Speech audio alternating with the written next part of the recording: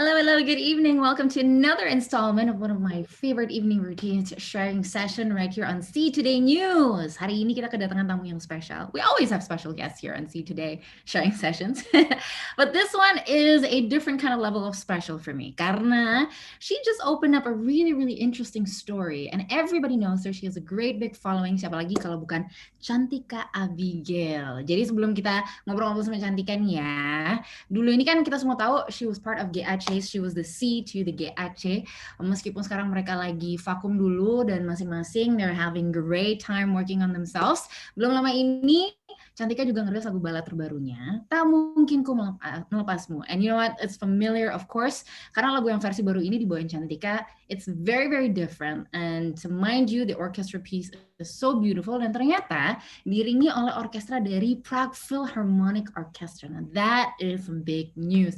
So let's call the woman of the hour towards the camera. Hi, Cantika, how are you? Hi, Kai. I'm good. How are you? So good to see you. You too. I mean, I hope you're doing well, and you seem to be pretty busy and pretty active. By the way, I just want to commend you. Wall climbing, I can, but like real rock climbing is something else gitu. Gila, keren banget. How did you get to that? Yeah, it was actually my first time juga sih beneran kayak ke rock climbing gitu kan, ke cliff beneran. Jadi gue les wall climbing tuh since I was, I don't know, since I was 10 or 11. Terus dulu les, abis itu SMP agak berhenti-berhenti gitu, SMA juga. But then after beres SMA kayaknya kalau gue ada waktu luang tuh gue selalu wall climbing gitu. Dan ternyata emang itu kayak olahraga yang selama ini tuh selalu emang gue suka banget gitu. Yeah. Dan akhirnya kemarin lumayan rutin, terus instruktur gue yang, which is emang instruktur gue dari gue SD, itu sampai sekarang masih nemenin gue. Terus dia kayak, mau nggak ke Citata? Itu treknya gampang, gini-gini, kamu pasti bisa gitu. Jadi gue percaya karena dia kan udah tahu gue skillnya Yeah. kayak gimana kan. Kayak gue bukan yang top bisa banget skillful gitu, nggak juga. Tapi dia bilang, bisa lah kamu manjat itu. Oke, terus dia temenin dan akhirnya kayak tercapai pertama kali beneran rock climbing. And it was fun, so much fun. How does it feel though? Karena I find rock climbing is like a moment to yourself. It's like your own fight gitu kan. How was it? How was the process of getting up there when you got up there? How did you feel? Kayak capeknya tuh nggak secapek wall climbing. Ya. Tapi lebih adrenalin dan lebih adrenaline rush dan lebih kayak menarik karena batunya kan lu nggak bisa tahu kayak ini bisa dipegang nggak sih. Jadi kayak benar-benar harus nyoba banget cari-cari, oh ini bisa kepegang nih enak, baru coba lagi ke atas. Jadi capeknya sih nggak terlalu, tapi kayak apa ya, bener-bener memberi makan rasa penasaran gue gitu loh, kayak ini bisa nggak sih dipegang, ini bisa nggak sih gitu. I mean, it's like your safety on the line. Just like one nerve can. But I saw the video. You can check out the video of her rock climbing, not wall climbing, on her Instagram, and it looks so amazing. One of the reasons why we love you. Nah, sebagai solo artis kan lo eksperimental banget nih. How has it been so far?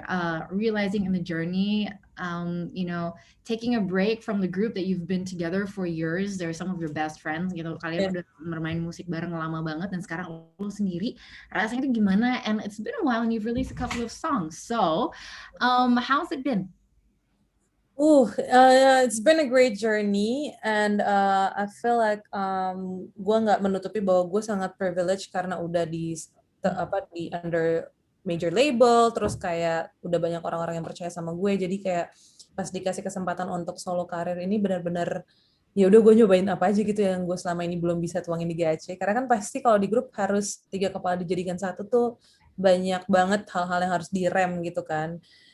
Dan itu bagus untuk gue secara nanti ke depannya ngapa-ngapain lagi juga bagus untuk melatih, oke, nggak bisa ego gue terus gitu. Cuma pada kesempatan ini akhirnya udah deh cobain aja yang gue emang suka, yang gue emang pengen dicobain di project solo ini, and turns out gue sangat menikmati sih. Kayak menurut gue ini waktu gue apa ya bilangnya ya, dapetin ide-ide yang lebih fresh lagi, terus kayak menstimulasi banyak hal di hidup gue, faktor-faktor yang tadinya mungkin gue matiin gitu, kayak udah jangan nggak usah, kalau bertiga nggak bisa gitu, tapi sekarang akhirnya mulai dikasih air lagi, jadi bisa, oh ternyata bisa cobain kayak gini, oh ternyata kalau nyanyi kayak gini juga bisa, ternyata nulis songwriting dari perspektif ini juga bisa, atau kayak topik-topik ini juga ternyata bisa diangkat dan bisa jadi lagu gitu. Jadi ini seru sih karena gue merasa mudah-mudahan ini akan menjadi bensin lagi untuk nantinya kalau GAC bertiga, kita bertiga udah punya bensin yang baru lagi dan untuk bikin memacu si mesin GAC, motor GAC ini untuk lebih cepat atau lebih bisa kemana-mana gitu. Jadi ini lagi dimaksimalkan banget nih mengeksplor diri gue sendiri juga gitu. So there is a possibility you guys are reuniting soon. Yes. Yes, we will. Tapi kita belum tahu kapannya. No, but you know what, you guys enjoy your time. Mumpung juga pandemi kan rasanya juga kalau kalian sekarang comeback sekarang kayak you guys don't get to perform, you guys don't get to connect, so just take your time. Tapi speaking of, kan lo tadi udah bilang kalau you feel fortunate that a lot of people already know you, you have the connections dan juga udah dikasih kepercayaan gitu kan. Kan lumayan, ini sebuah kepercayaan yang cukup besar untuk bisa diajak kerjasama ngerilis single kayak Tak Mungkin Melepasmu dengan Prague Philharmonic Orchestra. Me as a classical music geek, I am all about Philharmonic and orchestra. Oh iya. Yeah. Gue grew up playing violin classically, so piano and violin classically. So I just told Gamal, I'm a Vivaldi winter person, and he's like, yeah. Cute. Gue langsung geek out banget, and I was like, that's so cool because you know that working with a Philharmonic Orchestra, any Philharmonic Orchestra is not easy. So cerita dong tentang gimana itu bisa terjadi proyek ini dan how did you approach who approached you to do this amazing rendition, by the way. Ya, jadi ini tuh sebenarnya projectnya Sony Music. Jadi gambaran besarnya, project besarnya adalah Indo Hits Classic. And it was initiated 6 years ago. Terus waktu itu tuh penyanyinya, bahkan semua penyanyi yang ditunjuk tuh yang tinggal di Sony sekarang yang masih di Sony tuh gue doang. Saking udah lamanya, yang lainnya tuh udah nggak, kontraknya udah selesai lah sama Sony gitu ya. And 6 years ago, mereka percayain aku untuk nyanyi 2 lagu dari tahun 2000-an. Satu tuh lagunya The Groove, Satu Mimpiku. Satu lagi ini dari Dikta, Tak Mungkin Kau Melepasmu gitu. Terus 6 tahun lalu dari Sony dan arranger untuk orkestranya pergi ke Praha untuk rekaman di sana. Terus mereka kasih lihat gue videonya dan kayak gue bener-bener mau nangis. Ini kayak gini banget nih, kayak gue kalau di sana gue kayak nangis deh, gue nggak mungkin bisa nyanyi gitu. Karena mereka cerita bener-bener bukan selain mereka memang orkestra di sana side tradingnya cepat, tapi mereka langsung pas mainin tuh langsung naruh rasa gitu loh di setiap permainan mereka gitu. Jadi waktu pas gue ngeliat videonya, ini take keberapa? Gue tanya, ini take pertama? No way, ini take pertama tuh gimana ceritanya sih? Bener-bener segitu, mereka udah se-expert itu di bidangnya gitu. Jadi waktu pas mereka pulang, bawa rekaman orkestranya, terus gue disuruh untuk take vokal, waktu itu 6 tahun lalu nih ya. Gue tuh kayak ada momen yang, tunggu dulu dong, nggak bisa konsentrasi, karena kayak bagus banget, bener-bener bisa gak sih nikmatin musiknya aja, gue gak usah nyanyi. Kayak gue bener-bener terhipnotis gitu. Wah gak bisa nih, gimana dong. But long story short, kayak akhirnya direkam lah vokalnya 6 tahun lalu. Terus project-nya tuh sempat ketahan karena ada masalah lah pokoknya masalah internal lah, gue gak tahu juga persisnya apa. Tapi selama 6 tahun tuh, itu lagu kan ada di email gue, jadi kayak gue kalau lagi kangen gue buka, terus gue dengerin sendiri di mobil gitu, kayak aduh bagus banget, gue berharap banget orang-orang bisa denger ini gitu. Sampai akhirnya tahun ini gue ngomong ke A&R-nya Sony kayak, Mas ini nggak mau diapa-apain ya, sayang banget loh gitu, karena ya istilahnya pertama udah sayang uangnya kalian gitu ya, kalian udah bayar semuanya untuk direkam, terus kalau nggak diapa-apain kan sayang banget. Terus kedua gue bilang kayak ini tuh potensinya ada banget, dan menurut gue pengen mengeluarkan karya juga yang satu pastinya beda dari GAC lagu ini, kedua beda dari gue biasanya, terus ketiga lagu ini udah punya ceritanya sendiri dan itu tuh di masa gue bertumbuh gitu. Jadi kayak gue pengen generasi gue sekarang juga bisa bernostalgia lagi mendengarkan itu dengan packaging yang berbeda gitu kan. Terus dia setuju kayak ya udah kita terusin ya. Jadilah akhirnya gue yang memulai project besar si Indo Hits Classic ini dengan bawain lagu Tak Mungkin Ku Melepasmu. Dan gue juga kayak ngerasa kenapa gue milih lagu ini dibanding yang The Groove, karena gue merasa ini beda banget dari semua karya gue, dan I feel like a lot of people will feel kayak bisa relate banget sama lagu ini gitu, karena banyak banget kan percintaan yang harus pisah karena perbedaan, apapun itu sih perbedaannya gitu, tapi paling common kan kayak beda agama gitu lah. Padahal di satu sisi kita percaya banget kayak cinta tuh juga, gue nggak bisa milih, gue harus jatuh cintanya sama seagama gitu kan. Jadi kayak gue berharap pas lagu ini Dilema. jadi kayak orang-orang bisa ini soundtrack gue banget lagi gitu. But you know what? 6 years in your email. That's amazing. Yeah. Iya. Siapa aja yang pernah denger selain lo in your email for 6 years dan akhirnya ini bisa keluar dan I mean, you know, I feel like this is like kalau lo denger scoringnya aja tuh kayak udah it's like a black and white movie, right? It's so romantic, it's so dramatic, it's so beautifully done karena ya they're the Philharmonic Orchestra for one reason. Their sight reading is like iya banget. Their sight reading is like sekali dua kali baca udah selesai buat mereka gitu. It's like those are some very very amazing people. But you know, congratulations, it's finally out 6 tahun gitu kan. Gue kebayang aja gitu rasanya kayak gimana. But you know the story that you shared, I know behind the scenes tadi kita sempat ngobrol dikit karena you're on my feed terus tiba-tiba it's wedding season right now, right? Everybody for some reason is getting married on my feed dan tiba-tiba gue melihat Cantika pakai baju wedding nih. Is this like a single? What's happening? Gitu kan? Did I miss something? So I was like, so you shared your story, by the way, that got a lot of people guessing sebenarnya di tahun ini siapa gitu kan. But regardless of who, gitu, why did you decide to pin your story into the song? Dan ngajak juga kan untuk fans-fans lo, untuk pendengar lo juga untuk sharing sad love story mereka gitu. Sebenarnya sih memang ini diawali dari si lagunya sendiri sih. Jadi dari label, terus tim marketing juga kayak, apa ya nih yang kita bisa bikin untuk si lagu ini gitu. Dan gue bilang kayaknya untuk share your sad love story itu bakal banyak banget yang perlu nih platform untuk curhat gitu. Yeah. And turns out it was right, karena bahkan di sini gue nggak menjanjikan gue kasih advice atau gue kasih apapun in return, tapi somehow orang tetap membombardir gue dengan cerita-cerita mereka gitu. Jadi gue bilang instead of gue minta ceritain dong cerita sedih kalian apa, gue akan membuka cerita gue sendiri dulu gitu, karena kayak gue tahu itu nggak gampang banget untuk bisa akhirnya melihat itu sebagai pelajaran instead of kayak masih sedih atau masih nyesel atau segala macam gitu. Gue juga butuh proses yang cukup lama untuk di state bahkan bisa cerita itu gitu ke orang-orang.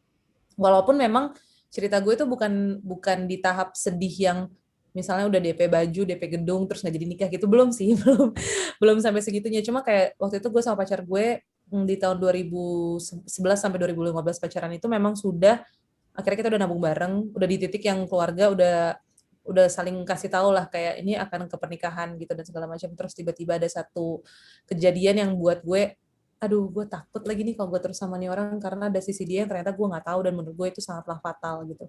Dan untuk memutuskan putus aja, walaupun istilahnya tanda kutip salahnya di dia gitu ya, setelah seminggu putus tuh gue yang nyesel kayak gila, ternyata apa ini benar nggak ya gue bikin keputusan ini, walaupun memang dia salah, walaupun kayak tanda kutip dia selingkuh atau apapun itu lah, tapi tetap tuh ada rasa yang nyesel, ada rasa kayak kehilangan pegangan, karena kan udah 4 tahun dan kita udah mau ke jenjang lebih serius gitu kan.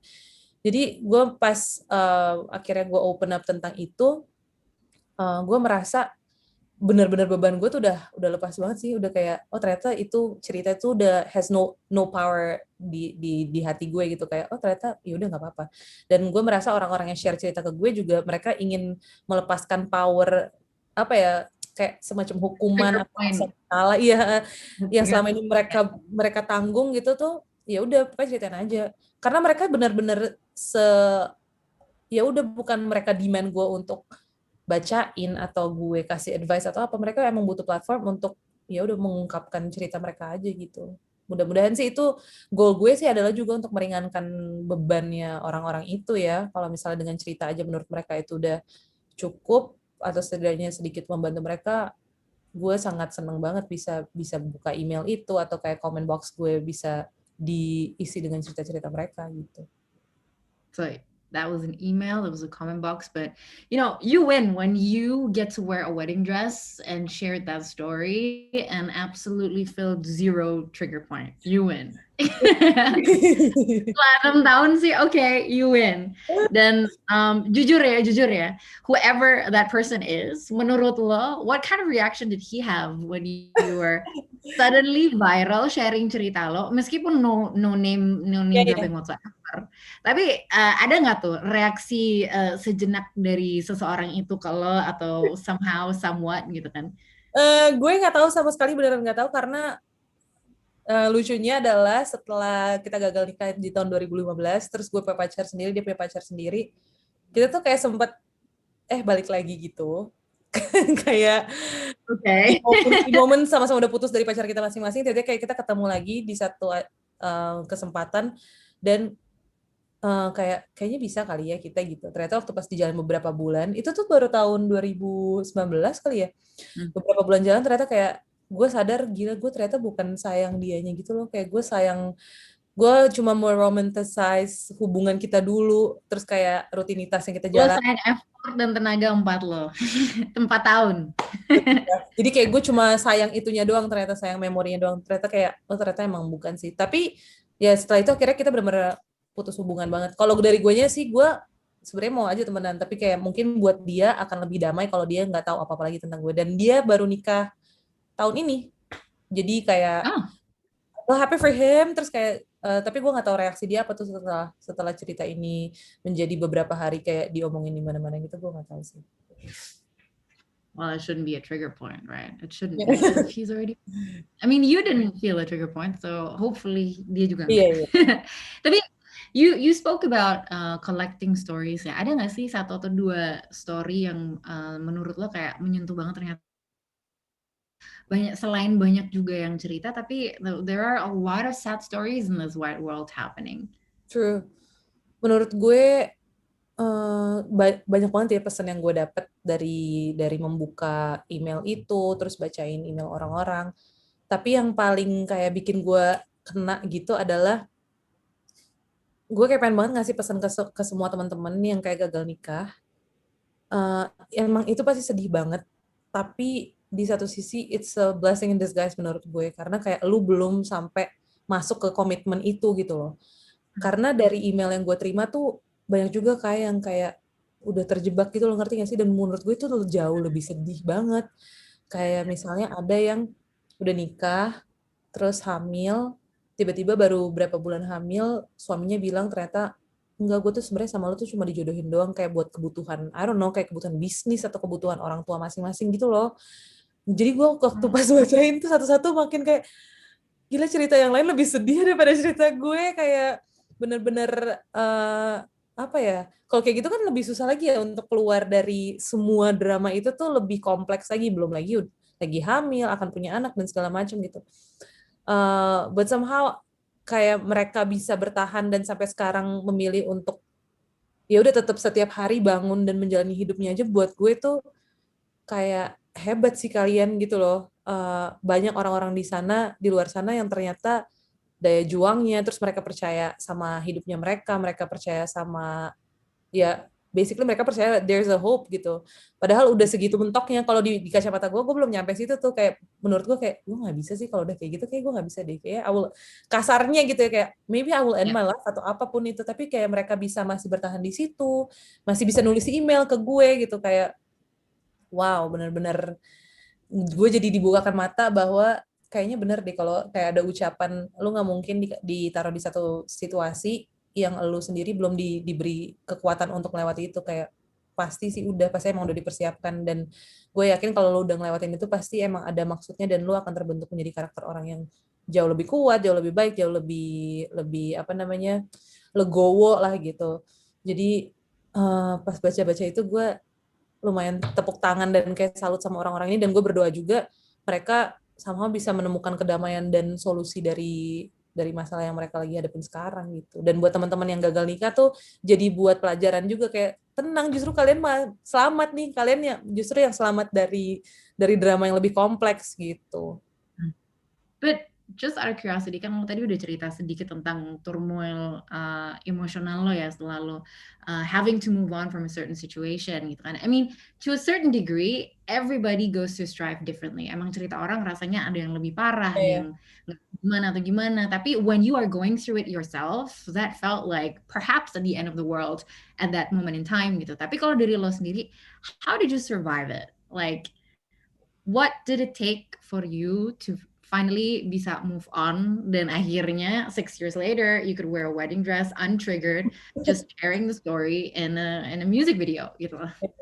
Kalau gue tuh selalu punya prinsip ya udah kayak dirasain aja gitu. Maksudnya kalau gue sedih mau sampai nangis yang parah banget, gue tuh nggak pernah berusaha untuk ayo Cantika harus bangkit, harus bahagia besok, pokoknya bangun harus bahagia, tuh nggak. Kayak ya udah mau sedih lu sedihin aja deh sampai mentok gitu, karena gue yakin banget pasti ada titik mentoknya gitu loh, kayak titik lu udah nggak ada air mata lagi gitu untuk nangis, kayak udah capek.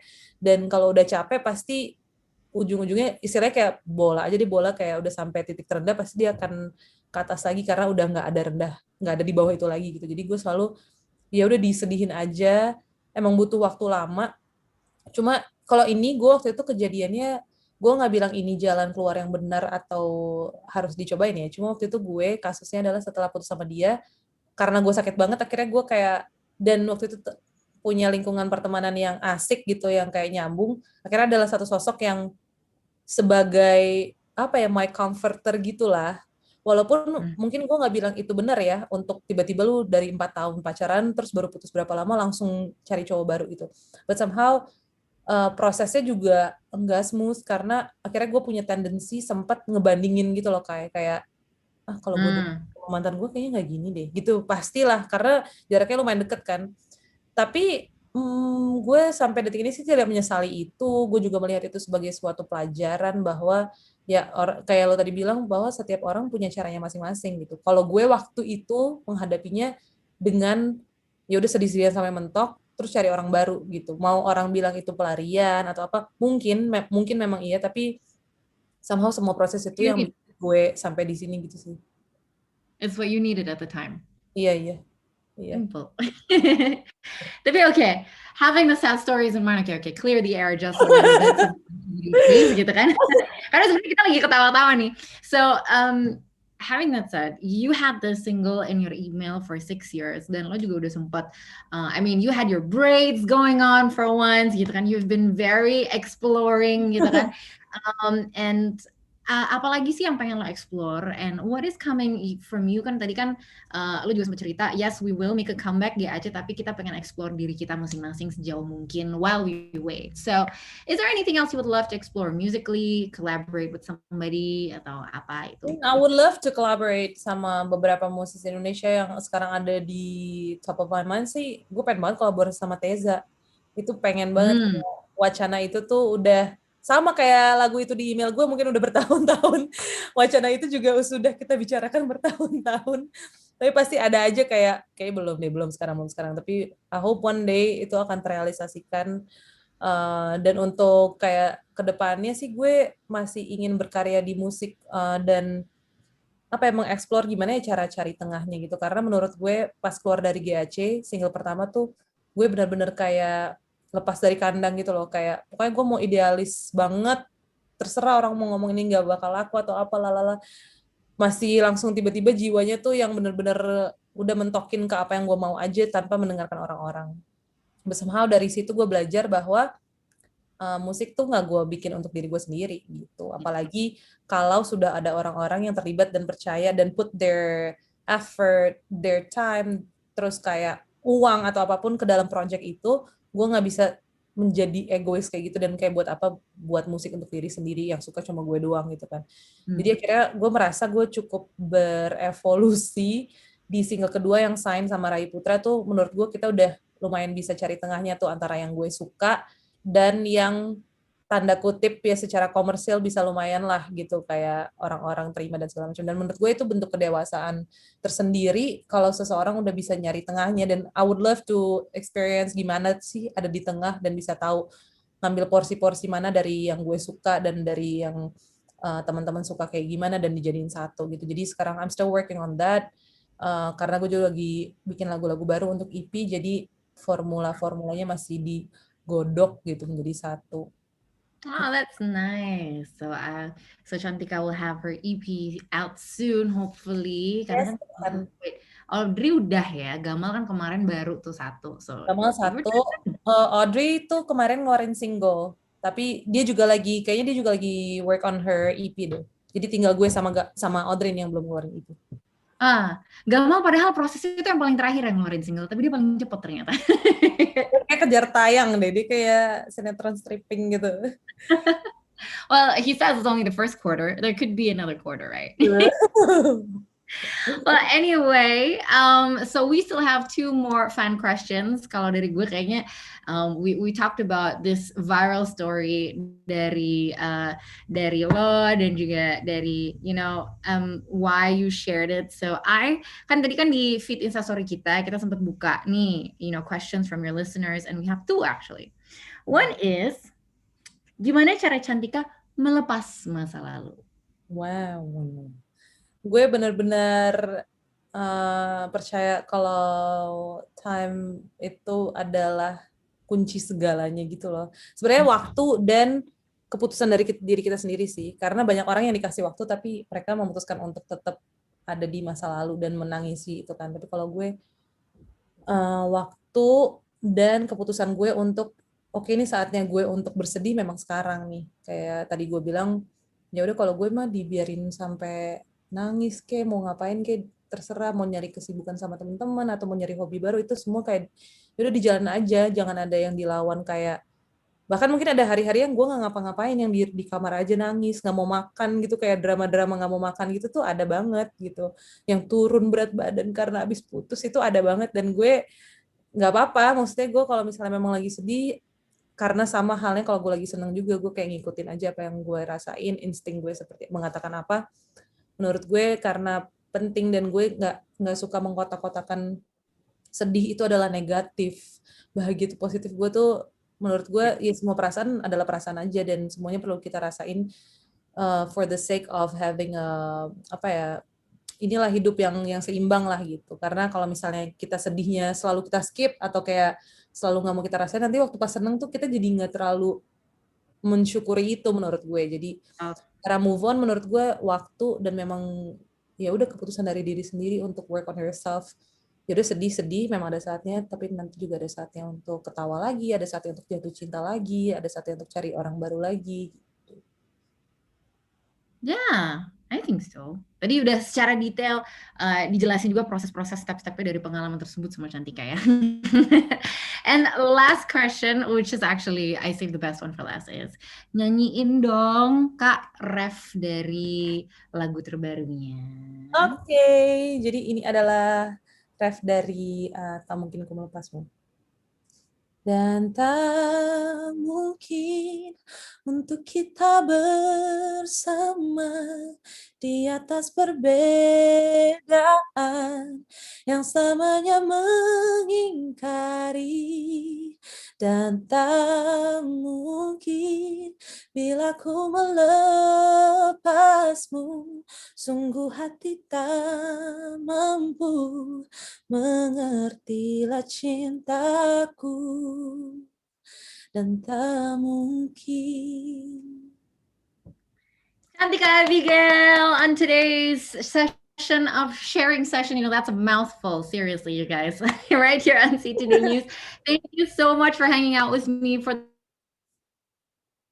Thank you for having me, Kai. 30 minutes. This is on our live and also our YouTube. Chat Abigail, help to the studio format. Thank you. Yes. So you guys, so this has come to the end of today's sharing session. Thank you Cantika Abigail for being with us. Dan biasanya nih, pokoknya all you gotta do is stay tuned, follow us on all of our socials, di Twitter, di Instagram, di YouTube, untuk update-update selanjutnya kapan bakal ada sharing session lagi. And most importantly, kita bakal ngobrol sama siapa. So make sure you follow up at See Today News once again. And this is Kai signing off. See you next time.